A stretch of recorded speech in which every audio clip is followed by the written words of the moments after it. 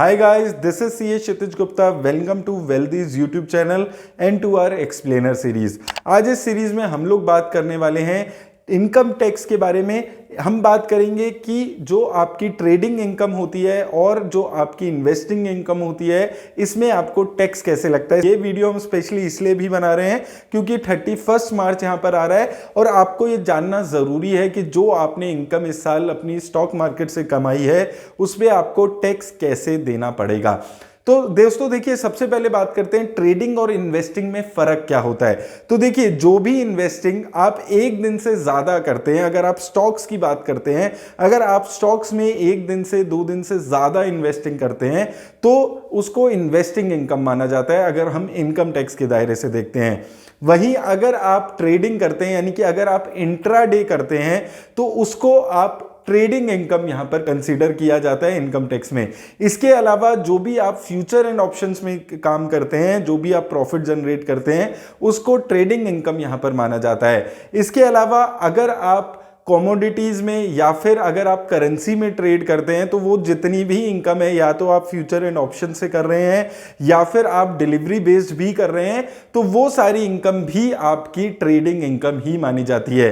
तो यहां पर आपको सिंपल समझना है, अगर आप डिलीवरी बेस्ड शेयर में काम कर रहे हैं तो वो आपका काम हो गया इन्वेस्टिंग माने जाता है उसको इनकम टैक्स के एंगल से।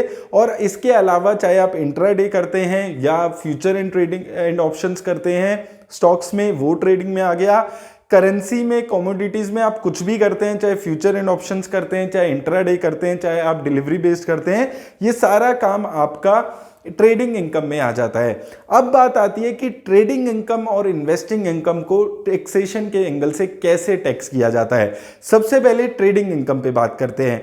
तो ट्रेडिंग इनकम को भी इनकम टैक्स एक्ट ने 2 भागों में बांटा हुआ है। स्पेकुलेटिव इनकम एक को बोला जाता है और दूसरे को नॉन स्पेकुलेटिव इनकम बोला जाता है। ट्रेडिंग इनकम जितनी भी है आपकी वो बिजनेस एंड प्रोफेशन कैटेगरी में यहां पर मानी जाती है। अब इसमें भी 2 कैटेगरीज हो गई, जैसे हमने बात की स्पेकुलेटिव और नॉन स्पेकुलेटिव।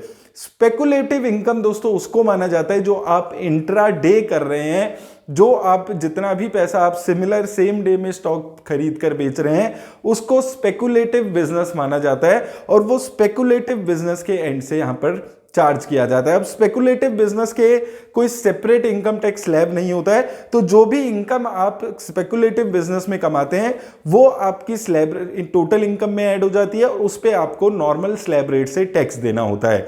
दूसरा नॉन स्पेकुलेटिव इनकम कौन सी हो गई। अब ये जो इंट्राडे ट्रेडिंग है इसके अलावा जितनी भी इनकम है वो सारी आपकी नॉन स्पेकुलेटिव इनकम में आ जाती है, जैसे कि फ्यूचर एंड ऑप्शन स्टॉक में, कमोडिटीज में आप कुछ भी ट्रेडिंग कर रहे हैं, करेंसीज में आप कुछ भी ट्रेडिंग कर रहे हैं, ये सारा जो आपका अमाउंट है, इनकम है, ये स्पेकुलेटिव इनकम में आ जाती है, ये नॉन स्पेकुलेटिव इनकम में आ जाती है और ये भी आपकी टोटल बिजनेस इनकम में ऐड हो जाती है और एक साथ यहां पर आपको टैक्स देना होता है। दूसरी तरफ इन्वेस्टिंग इनकम की बात करें तो इसको गवर्नमेंट ने 2 भागों में बांटा हुआ है। अगर आप 1 साल से कम में अपना पैसा निकाल लेते हैं स्टॉक से तो आपको short term capital gains tax देना होता है, जो 15% यहां पर आपको चार्ज होता है। दूसरा, अगर आप 1 साल से ज्यादा स्टॉक्स को अपने पोर्टफोलियो में रखकर बेचते हैं तो आपको 1 साल में 1 लाख रुपए से ज्यादा की जो भी आपकी इनकम होती है उसको लॉन्ग टर्म कैपिटल गेन्स मानकर उस पर 10% का टैक्स लिया जाता है। अब इसको एक एग्जांपल से हम यहां पर समझ लेते हैं। तो मान लीजिए आपकी 10 लाख रुपए की सैलरी है।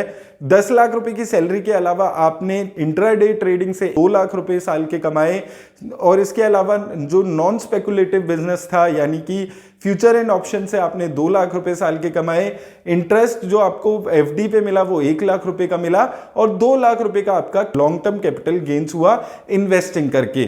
तो इस केस में 10 लाख जो आपकी सैलरी है प्लस 2 लाख रुपए जो आपके नॉन स्पेकुलेटिव बिजनेस है, 2 लाख रुपए जो स्पेकुलेटिव बिजनेस है और 1 लाख रुपए जो आपके फिक्स डिपॉजिट से आपका इनकम हुई है, ये 15 लाख रुपए तो आपको स्लैब रेट के हिसाब से टैक्स देना होगा।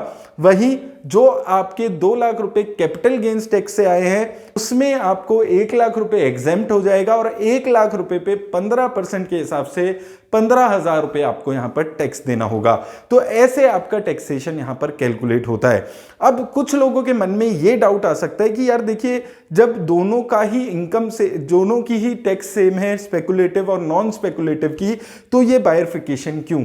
इसका जो बेनिफिट मिलता है, इसका जो डिफरेंशिएशन आता है वो लॉस के केस में आता है। अगर आपको स्पेकुलेटिव बिजनेस में लॉस होता है तो उस लॉस को 4 सालों तक ही कैरी फॉरवर्ड आप कर सकते हैं और आने वाले सालों में भी वो लॉस आप सिर्फ स्पेकुलेटिव बिजनेस से ही सेट ऑफ कर सकते हैं।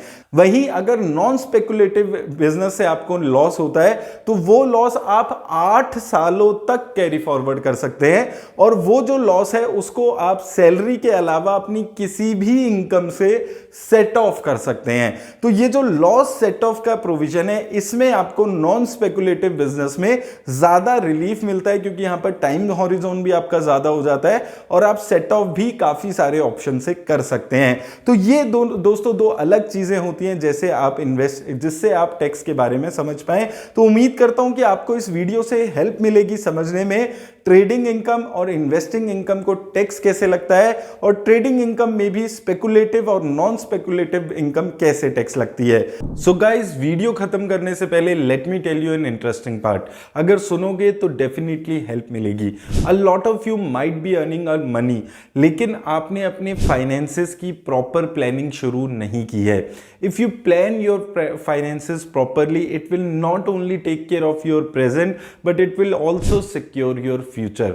आप में से बहुत सारे ऐसे बिगिनर्स हैं जो अपनी मनी और अपनी अर्निंग्स को इन्वेस्ट तो करना चाहते हैं लेकिन कंफ्यूज हैं कि कैसे और कहां इन्वेस्ट करें। तो डोंट वरी, आज ही वेल्दी के वेल्थ पार्टनर से बात करें। एक वेल्थ पार्टनर ना ही सिर्फ आपको आपके फाइनेंशियल गोल के अकॉर्डिंग बेस्ट इन्वेस्टमेंट स्ट्रेटेजी बनाकर देंगे बट साथ ही साथ आपके रिस्क फैक्टर्स को कंसीडर करके बेस्ट इन्वेस्टमेंट पोर्टफोलियो बनाकर देंगे और साथ ही साथ उसे मैनेज भी करेंगे। तो टेंशन किस बात की, इजी है ना।